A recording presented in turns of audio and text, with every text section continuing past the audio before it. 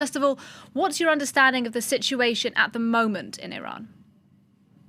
Nadia, as you just mentioned, the death toll is very much on the rise inside the Islamic Republic. According to the country's health ministry, 149 people died over the past 24 hours alone. They're actually saying that 50 people are contracting COVID-19 every single hour, amongst them high-ranking officials, parliamentarians. Some of them have actually lost their lives to the virus. And as a result of this, many observers are saying that Iran has now become the epicenter of this pandemic inside the region. There's also a lot of fear.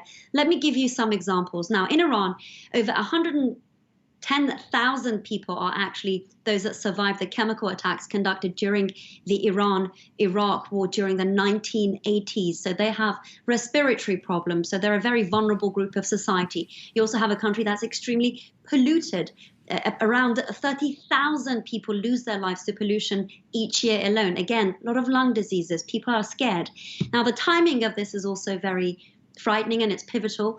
Today is the Eve of Nowruz. That's the Persian New Year inside Iran. It's a time when many families and friends gather. There's a lot of traveling, a great deal of physical contact. So there is fear that the pandemic could be exacerbated by all of this if people aren't being very cautious. Now, moving away from the health issues, you have the economic problems to contend with. That was very much on the agenda prior to the crisis breaking out inside Iran. You have a plethora of US sanctions. You've got mismanagement, corruption. You have the drop in the price of oil, which is actually a global issue. And as a result of this, various Iranian officials, including the country's president, Hassan Rouhani, have called for help from the International Monetary Fund, $5 billion US. Now, just to give you an example, a tiny nation like Qatar has injected 20 billion. Imagine what Iran actually needs.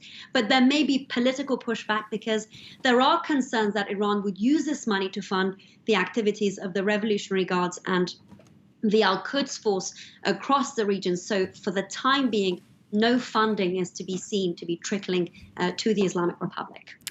And Sanam, you've been in touch with plenty of people inside Iran in the past couple of weeks. What have people there been telling you about how they're feeling in the situation there? Nadia, some people are unaffected, but for some, there's a real gloomy sense. As I mentioned, it's Nowruz, it's the Persian New Year. One young man, Amir Ali, in Tehran said that in the northern parts of the city, the capital, which is a more affluent area, a lot of people are actually reverting to self-isolating because there's no official lockdown like the one we're experiencing here in France.